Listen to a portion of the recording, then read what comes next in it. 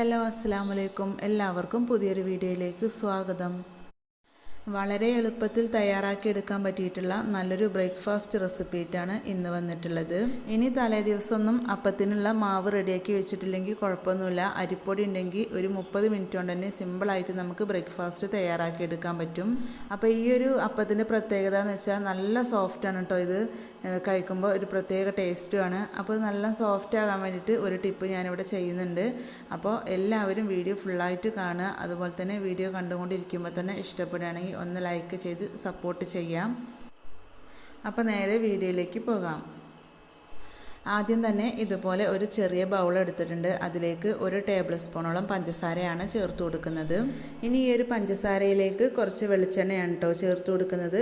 നമ്മൾ പഞ്ചസാര എടുത്തത് 1 ടേബിൾ സ്പൂണാണ്. അപ്പോൾ ആ ഒരു സ്പൂണിന് തന്നെ 1 ടേബിൾ സ്പൂണോളം വെളിച്ചെണ്ണയും കൂടെ ഒഴിച്ചു കൊടുക്കുക. എന്നിട്ട് ജസ്റ്റ് ഒന്ന് ഇങ്ങനെ ഇളക്കി കൊടുക്കുക. അപ്പോൾ ചെറുതായിട്ടൊന്ന് മിക്സ് ചെയ്തതിൻ്റെ ശേഷം നമുക്കിതിവിടെ മാറ്റി വെക്കാം.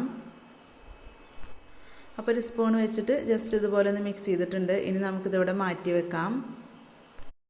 ഇനി നമുക്ക് ഒരു മിക്സിയുടെ ജാറിലേക്ക് 1 കപ്പ് അരിപ്പൊടി ഇട്ട് കൊടുക്കാം. അപ്പോൾ 250 ml കപ്പിന് 1 കപ്പ് അരിപ്പൊടിയാണ് കേട്ടോ ഞാനിവിടെ ഇട്ട് കൊടുത്തിട്ടുള്ളത്. നമ്മൾ പത്തിരിക്കും ഇടിയപ്പത്തിനൊക്കെ എടുക്കുന്ന നൈസായിട്ടുള്ള അരിപ്പൊടി വേണം എടുക്കാൻ.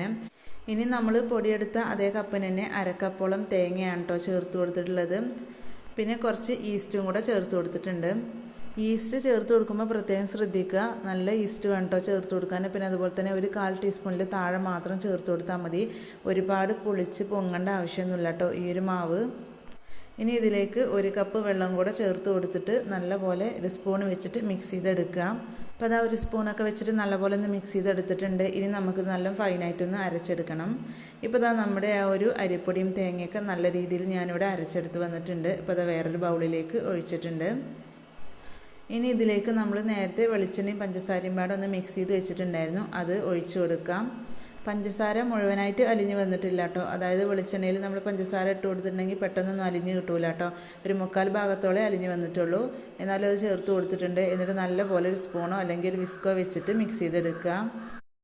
ഇനി ഈ ഒരു മാവിലേക്ക് ആവശ്യത്തിനുള്ള ഉപ്പും കൂടെ ചേർത്ത് കൊടുക്കുന്നുണ്ട്. എന്നിട്ട് വീണ്ടും ഒന്ന് നല്ലപോലെ ഒന്ന് മിക്സ് ചെയ്തെടുക്കാം. ഈ ഒരു വെളിച്ചെണ്ണയും അതായത് പഞ്ചസാരയും കൂടെ നമ്മൾ ചേർത്ത് കൊടുത്തിട്ടുണ്ടല്ലോ, അത് മാവിൻ്റെ എല്ലാ വശത്തേക്കും എത്തുന്ന രീതിയിൽ നമ്മൾ മിക്സ് ചെയ്തെടുക്കണം കേട്ടോ. ഏകദേശം നമ്മൾ 1 മിനിറ്റോളം തന്നെ ഇതേപോലെ ഒന്ന് മിക്സ് ചെയ്തെടുക്കണം. അപ്പോഴേ ഇത് എല്ലാം തന്നെ നല്ല രീതിയിൽ യോജിച്ച് വരുള്ളൂ. ഇതുപോലെ നിങ്ങൾ മാവ് തയ്യാറാക്കുമ്പോൾ വെളിച്ചെണ്ണയും പഞ്ചസാരയും പാടെ മിക്സ് ചെയ്തിട്ട് ചേർത്ത് കൊടുത്തിട്ടില്ലെങ്കിൽ ഒരു തവണ ഒന്ന് ചേർത്ത് കൊടുത്ത് നോക്കുക കേട്ടോ. അപ്പം നല്ല സോഫ്റ്റായിട്ട് കിട്ടും. നമുക്ക് ഒരുപാട് സമയം റെസ്റ്റ് ചെയ്യേണ്ട ആവശ്യമൊന്നുമില്ല. അപ്പോൾ നമ്മുടെ ഈ ഒരു മാവ് നല്ല രീതിയിൽ മിക്സ് ചെയ്തിട്ടുണ്ട്. ഇനി നമുക്കിത് അടച്ച് വെച്ചിട്ട് ഒരു 30 മിനിറ്റ് നേരം ഒന്ന് റെസ്റ്റ് ചെയ്യാൻ വെക്കാം. അപ്പം ഞാൻ നേരത്തെ പറഞ്ഞ പോലെ തന്നെ ഒരുപാട് പുളിപ്പിച്ച് പൊങ്ങി വരേണ്ട ആവശ്യമൊന്നുമില്ല. അപ്പം ഞാനിവിടെ ഏകദേശം ഒരു 30 മിനിറ്റിൻ്റെ അടുത്ത് മാത്രമായിട്ടോ വെച്ചിട്ടുള്ളൂ. അപ്പോഴേക്കും തന്നെ നമ്മുടെ ഈ ഒരു ബാറ്റർ ഒന്ന് റെഡിയായി വന്നിട്ടുണ്ട് കേട്ടോ. അപ്പം നമ്മൾ രാവിലെ ബ്രേക്ക്ഫാസ്റ്റിന് വേണ്ടിയിട്ട് ഈ ഒരു മാവൊക്കെ ഒന്ന് റെഡിയാക്കി വെച്ചിട്ടുണ്ടെങ്കിൽ പിന്നെ അതിലേക്കുള്ള കറിയൊക്കെ തയ്യാറാക്കുമ്പോഴേക്കും മാവ് നമുക്ക് സെറ്റായിട്ട് കിട്ടും. ഇനി നമുക്ക് അപ്പം ചുട്ടെടുക്കാം.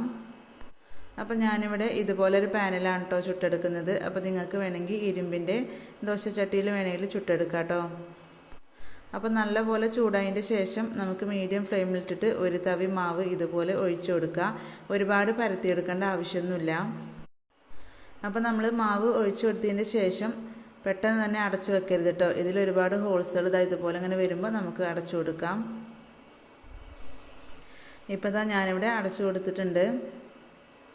ഏകദേശം ഒരു 20-25 സെക്കൻഡ് ആകുമ്പോഴേക്കും ഇത് റെഡി ആയിട്ട് കിട്ടും കേട്ടോ. ഒരുപാട് സമയമൊന്നും കുക്കാനുള്ള ടൈമില്ല. പെട്ടെന്ന് ആയി കിട്ടും. അപ്പോൾ അത് നല്ല സോഫ്റ്റാണ് കേട്ടോ. അപ്പം നിങ്ങൾക്ക് കാണുമ്പോൾ തന്നെ അറിയാം. അപ്പോൾ നിങ്ങൾക്ക് ടൈം ഉണ്ടെങ്കിൽ കുറച്ചുകൂടെ സമയം മാവ് റെസ്റ്റ് ചെയ്യാൻ വെക്കുകയാണെങ്കിൽ ഒന്നും കൂടെ ഹോൾസോട് കൂടി നമുക്ക് ഈ ഒരു അപ്പം കിട്ടും കേട്ടോ. അപ്പോൾ അടുത്തത് നമുക്ക് ഇതുപോലെ തന്നെ തയ്യാറാക്കിയെടുക്കാം. ഒരുപാട് പരത്തി കൊടുക്കരുത്, അത് പ്രത്യേകം ശ്രദ്ധിക്കുക. ഒരു തവി മാവ് ഒഴിച്ചതിൻ്റെ ശേഷം ജസ്റ്റ് ഒന്ന് പരത്തി കൊടുത്താൽ മാത്രം മതി. അപ്പോൾ അരിപ്പൊടി വെച്ചിട്ട് നിങ്ങൾ ഇതുപോലെ ചെയ്ത് നോക്കിയിട്ടില്ലെങ്കിൽ ഒരു തവണ ചെയ്ത് നോക്കുക കേട്ടോ. ഏത് കറിയുടെ കൂടി ഈ ഒരു അപ്പം കഴിക്കാവുന്നതാണ് കേട്ടോ. പിന്നെ ഈ കറി ഇല്ലെങ്കിലും വെറുതെ കഴിക്കാനും ഇത് നല്ല ടേസ്റ്റാണ്. അപ്പോൾ ഞാനിവിടെ വളരെ കുറഞ്ഞ അളവിലാണ് തയ്യാറാക്കിയിട്ടുള്ളത്. അപ്പോൾ നിങ്ങൾക്ക് വേണമെന്നുണ്ടെങ്കിൽ അരിപ്പൊടിയുടെ അളവ് കൂട്ടിയാൽ മതി. അപ്പോൾ തേങ്ങയുടെ അളവും കൂട്ടിയെടുത്താൽ മതി കേട്ടോ. അപ്പോൾ രാവിലെ ബ്രേക്ക്ഫാസ്റ്റിന് എളുപ്പത്തിൽ ചെയ്തെടുക്കാൻ പറ്റിയിട്ടുള്ള നല്ലൊരു അപ്പത്തിൻ്റെ റെസിപ്പിയാണ് കേട്ടോ ഇത്. അപ്പോൾ നിങ്ങൾ തീർച്ചയായും ഇത് ട്രൈ ചെയ്ത് നോക്കുക. ഇപ്പോൾ ഇതാ മുഴുവനായിട്ട് ഞാനിവിടെ ഉണ്ടാക്കിയെടുത്തിട്ടുണ്ട്. നല്ല സോഫ്റ്റാണ്, കുട്ടികൾക്കും വലിയവർക്കൊക്കെ ഒരേപോലെ കഴിക്കാൻ പറ്റും കേട്ടോ. ഈ ഒരു മാവിൽ നമ്മൾ വളരെ കുറഞ്ഞ അളവിലാണ് ഈസ്റ്റൊക്കെ ചേർത്ത് കൊടുത്തിട്ടുള്ളത്. അപ്പോൾ അതുകൊണ്ട് ഒരുപാട് പുളിപ്പൊന്നുമില്ല കേട്ടോ. അപ്പോൾ ഇത്രയേ ഉള്ളൂ ഈ ഒരു സിമ്പിൾ ബ്രേക്ക്ഫാസ്റ്റിൻ്റെ റെസിപ്പി.